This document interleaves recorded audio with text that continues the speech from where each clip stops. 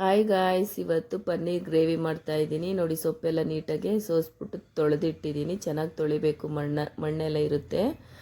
ಒಂದೆರಡು ಸರಿ ಚೆನ್ನಾಗಿ ತೊಳೆದು ಇಟ್ಟಿದ್ದೀನಿ. ಇಲ್ಲಿ ಪಾಲಕ್ ಸೊಪ್ಪು ಮತ್ತು ಒಂದು ಸ್ವಲ್ಪ ದಂಟಿನ ಸೊಪ್ಪು ಮಿಕ್ಸ್ ಆಗಿದೆ, ಒಂದೆರಡು ಕಡ್ಡಿಯಷ್ಟು, ಏನಾಗಲ್ಲ.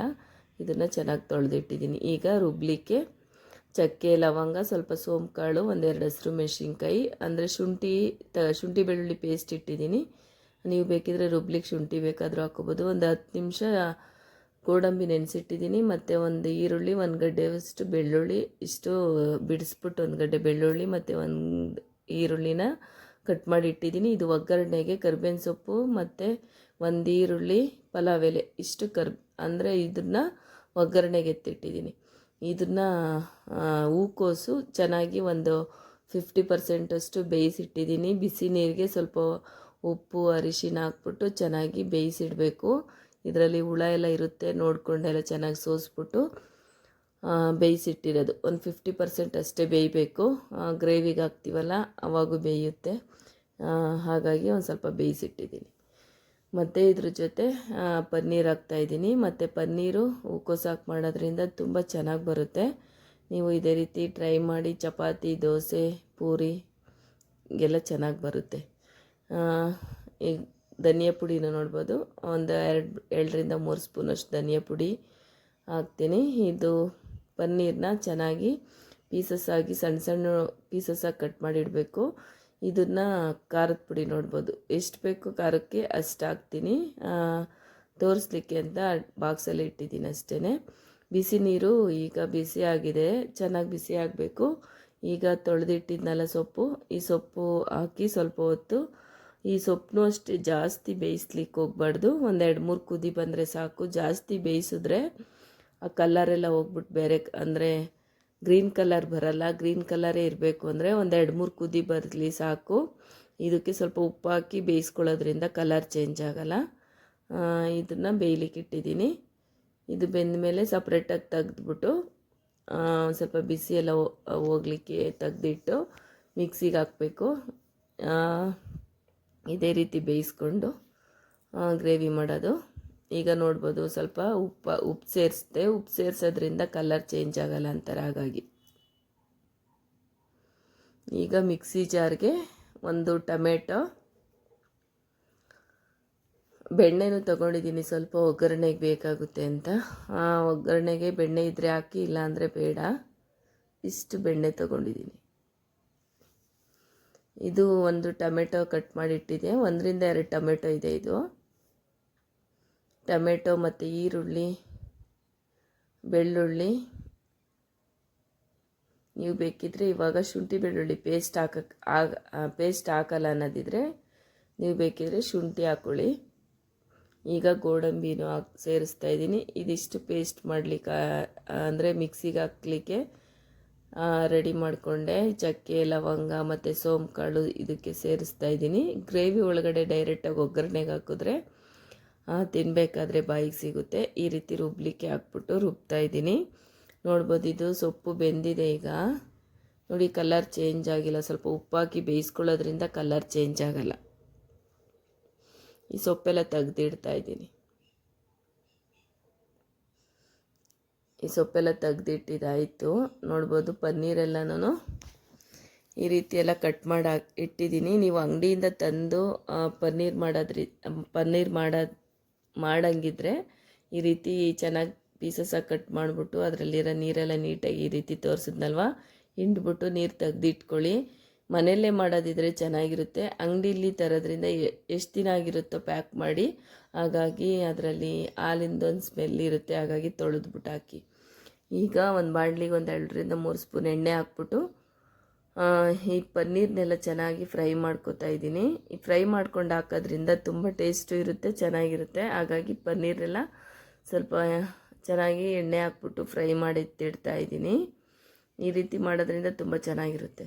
ಇದನ್ನು ತೆಗೆದಿಟ್ಬಿಟ್ಟು ಇದಕ್ಕೆ ಸ್ವಲ್ಪ ಉಪ್ಪು ಮತ್ತು ಖಾರ, ಗರಂ ಮಸಾಲ, ಸ್ವಲ್ಪ ಅರಿಶಿನದ ಪುಡಿ ಎಲ್ಲ ಹಾಕಿ ಮಿಕ್ಸ್ ಮಾಡಿಡಬೇಕು. ಆವಾಗ ಚೆನ್ನಾಗಿ ಉಪ್ಪು ಖಾರ ಹಿಡಿಯುತ್ತೆ. ಇದು ಸ್ವಲ್ಪ ಗೋಲ್ಡನ್ ಕಲರ್ ಬರಬೇಕು, ಅಲ್ಲಿಗಂಟ ಫ್ರೈ ಮಾಡಿಬಿಟ್ಟು ತೆಗೆದಿಟ್ಟು ಇಷ್ಟು ಹಾಕಿದ್ರೆ, ಸ್ವಲ್ಪ ಬಿಸಿ ಇರಬೇಕಾದ್ರೇ ಹಾಕಬೇಕು. ಆವಾಗ ಎಲ್ಲದಕ್ಕೂ ಖಾರ ಉಪ್ಪು ಎಲ್ಲ ಹಿಡಿಯುತ್ತೆ, ಚೆನ್ನಾಗಿರುತ್ತೆ. ನೋಡ್ತಾ ಇದ್ದೀರಲ್ಲ, ತೆಗ್ದಿಡ್ತಾ ಇದ್ದೀನಿ. ಅದೇ ತೆಗ್ದಿಟ್ಬಿಟ್ಟು ಹೇಳಿದ್ನಲ್ಲ ಉಪ್ಪು ಖಾರ ಎಲ್ಲ ಸೇರಿಸ್ಬೇಕು ಅಂತ, ಈ ರೀತಿ ಸೇರಿಸಿ ಎತ್ತಿಡಬೇಕು. ಖಾರ ಮತ್ತು ಗರಂ ಮಸಾಲ, ಸ್ವಲ್ಪ ಅರಿಶಿನದ ಪುಡಿ, ಸ್ವಲ್ಪ ಪುಡಿ ಉಪ್ಪು ಬರುತ್ತಲ್ಲ, ಪುಡಿ ಉಪ್ಪು ಹಾಕಿಡಬೇಕು. ಚೆನ್ನಾಗಿ ಉಪ್ಪು ಖಾರ ಹಿಡಿಯುತ್ತೆ. ಈಗ ಇದನ್ನೆಲ್ಲ ಮಿಕ್ಸ್ ಮಾಡಿ ಚೆನ್ನಾಗಿ ಎತ್ತಿಡ್ತಾ ಇದ್ದೀನಿ. ನೋಡ್ಬೋದು, ಇಷ್ಟು ಹಾಕಿ ಚೆನ್ನಾಗಿ ಮಿಕ್ಸ್ ಮಾಡಿ ಎತ್ತಿಡಬೇಕು, ಟೇಸ್ಟಿಯಾಗಿ ಬರುತ್ತೆ. ಇದು ರೆಡಿ ಆಯಿತು. ಮತ್ತು ಇದು ಪನ್ನೀರೆಲ್ಲ ಫ್ರೈ ಮಾಡಿ ಎತ್ತಿಟ್ನಲ್ಲ, ಅದೇ ಬಾಣಲಿಗೆ ಸ್ವಲ್ಪ ಶುಂಠಿ ಬೆಳ್ಳುಳ್ಳಿ ಪೇಸ್ಟ್ ಸೇರಿಸ್ತಾ ಇದ್ದೀನಿ. ಈಗ ಒಂದು ಪಲಾವ್ ಎಲೆ ಹಾಕ್ತಾಯಿದ್ದೀನಿ. ಮತ್ತು ಇದು ರುಬ್ಲಿಕ್ಕೆ 2 ಹಸಿರು ಮೆಣಸಿನ್ಕಾಯಿ, ಈರುಳ್ಳಿ, ಕರಿಬೇವು ಇದೆಲ್ಲ ಸ್ವಲ್ಪ 2 ನಿಮಿಷ ಫ್ರೈ ಆಗಬೇಕು. ಚೆನ್ನಾಗಿ ಫ್ರೈ ಮಾಡಿದ್ರೆ ಫ್ರೈ ಆಗುತ್ತೆ. ಮತ್ತು ಮಿಕ್ಸಿ ಮಾಡಿ ಇಟ್ಟಿದ್ವಲ್ಲ, ಇದಕ್ಕೆ ಸೇರಿಸ್ಬಿಟ್ಟು ಎಣ್ಣೆ ಬಿಡ್ಲಿಕ್ಕೆ ಬರಬೇಕು, ಅಲ್ಲಿ ಗಂಟೆ ಚೆನ್ನಾಗಿ ಫ್ರೈ ಆಗಲಿ ಇದು.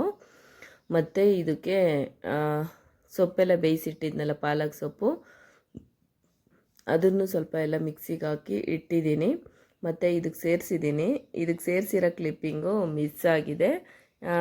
ಇದಕ್ಕೆ ಸೇರಿಸಿದ ಮೇಲೆ ಧನಿಯಾ ಪುಡಿ ಮತ್ತು ಖಾರದ ಪುಡಿ ಸೇರಿಸ್ತಾ ಇದ್ದೀನಿ. ಈ ಕ್ಲಿಪ್ಪಿಂಗ್ ವಿಡಿಯೋ ಆಗ್ತಾಯಿದೆ ಅಂದ್ಕೊಂಡಿದ್ದೀನಿ, ವಿಡಿಯೋ ಆಗ್ತಾಯಿಲ್ಲ. ಅದು ಸ್ವಲ್ಪ ಎಣ್ಣೆ ಬಿಡ್ತಾ ಬರ್ತಿರ್ಬೇಕಾದ್ರೆ ಮತ್ತು ಸೊಪ್ಪು ಮಿಕ್ಸಿಗೆ ಹಾಕಿಟ್ಟಿದ್ನಲ್ವ, ಪಾಲಕ್ ಸೊಪ್ಪು ಬೇಯಿಸ್ಬಿಟ್ಟು ಅದನ್ನು ಸೇರಿಸಿ ಸ್ವಲ್ಪ ಹೊತ್ತು ಮಿಕ್ಸ್ ಮಾಡಿದಾದಮೇಲೆ ಚೆನ್ನಾಗಿ ಅದು ಒಂದು 2 ನಿಮಿಷ ಮಿಕ್ಸ್ ಆಗಬೇಕು. ಸೊಪ್ಪು ಎಲ್ಲ ಚೆನ್ನಾಗಿ ಮಿಕ್ಸ್ ಆಗಿ ಅದು ಎಣ್ಣೆ ಬಿಡ್ತಾ ಬರಬೇಕು. ಆವಾಗ ಸ್ವಲ್ಪ ಧನಿಯಾ ಪುಡಿ, ಖಾರದ ಪುಡಿ ಸೇರಿಸಿ ಎಷ್ಟು ಬೇಕೋ ಅಷ್ಟು ನೀರು ಸೇರಿಸಿದ್ರೆ ರೆಡಿ ಆಗುತ್ತೆ. ಮತ್ತು ಅದು ಕ್ಲಿಪ್ಪಿಂಗ್ ಮಿಸ್ ಆಗಿದೆ, ನನಗೆ ಬೇಜಾರಾಯ್ತು ಅದು ನೋಡಿಬಿಟ್ಟು, ವಿಡಿಯೋ ಆಗಿಲ್ಲ ಅಂಥೇಳಿ. ಹಾಗಾಗಿ ಏನು ಅಂದ್ಕೋಬೇಡಿ, ಸ್ವಲ್ಪ ಹಾಗೆ ಹೇಳ್ತಾ ಇದ್ದೀನಿ. ಆ ಕ್ಲಿಪ್ಪಿಂಗು ಹಾಕ್ಲಿಕ್ಕೆ ಆಗ್ತಿಲ್ಲ, ವಿಡಿಯೋ ಆಗಿಲ್ಲ. ಹಾಗಾಗಿ ವಿಡಿಯೋ ಆಗಿದೆ, ಕ್ಲಿಪ್ಪಿಂಗ್ ಮಿಸ್ ಆಗಿದೆ.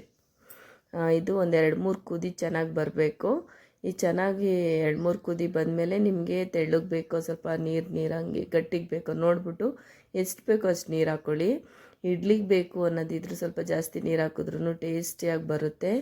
ನೀವು ಅಂದರೆ ಇದು ಪನ್ನೀರೆಲ್ಲ ಹಾಕ್ಲಿಕ್ಕಾಗಲ್ಲ, ಪನ್ನೀರ್ ಹಾಕೋಕ್ಕಾಗಲ್ಲ ಅನ್ನೋದಿದ್ರೆ ಬರೀ ಹೂಕೋಸು ಮತ್ತು ಆಲೂಗೆಡ್ಡೆ ಎಲ್ಲ ಹಾಕಿ ಮಾಡಿದ್ರೂ ಚೆನ್ನಾಗಿರುತ್ತೆ. ಸಿಪ್ಪೆ ಎಲ್ಲ ತೆಗೆದ್ಬಿಟ್ಟು ಬೇಯಿಸ್ಬಿಟ್ಟು ಆಲೂಗೆಡ್ಡೆ ಸೇರಿಸಿದ್ರೂ ಚೆನ್ನಾಗಿರುತ್ತೆ. ಇವತ್ತಿನ ರೆಸಿಪಿ ಇದಾಗಿತ್ತು. ಹೇಗೆ ಬಂದಿದೆ ಅಂತ ಕಮೆಂಟ್ ಬಾಕ್ಸಲ್ಲಿ ತಿಳಿಸೋದು ಮರಿಬೇಡಿ. ನೀವು ಟ್ರೈ ಮಾಡಿ. ಇವತ್ತಿನ ವಿಡಿಯೋ ಇಷ್ಟ ಆಗಿದರೆ ಒಂದು ಲೈಕ್ ಮಾಡಿ.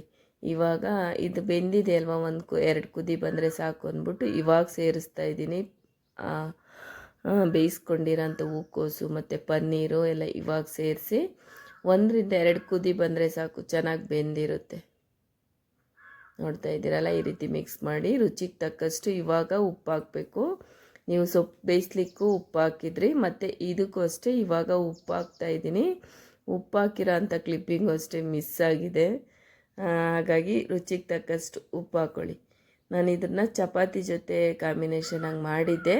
ನೀವು ಬೇಕಿದ್ರೆ ಚಪಾತಿ, ಪೂರಿ, ಇಡ್ಲಿ ತಿನ್ಬೋದು, ಅಷ್ಟು ಚೆನ್ನಾಗಿರುತ್ತೆ. ಇವತ್ತಿನ ವಿಡಿಯೋ ಇದಾಗಿತ್ತು. ಈ ರೆಸಿಪಿ ಹೇಗೆ ಬಂದಿದೆ ಅಂತ ಕಮೆಂಟ್ ಮಾಡಿ ತಿಳಿಸಿ. ಇಷ್ಟ ಆದರೆ ಒಂದು ಲೈಕ್ ಮಾಡಿ. ಸಬ್ಸ್ಕ್ರೈಬ್ ಮಾಡ್ದಲೇ ವಿಡಿಯೋ ನೋಡ್ತೀರಾ, ಸಬ್ಸ್ಕ್ರೈಬ್ ಮಾಡ್ಕೊಂಡು ನೋಡಿ. ನಾನು ವಿಡಿಯೋ ಹಾಕಿದ ತಕ್ಷಣ ನೋಟಿಫಿಕೇಷನ್ ಬರುತ್ತೆ. Thank you.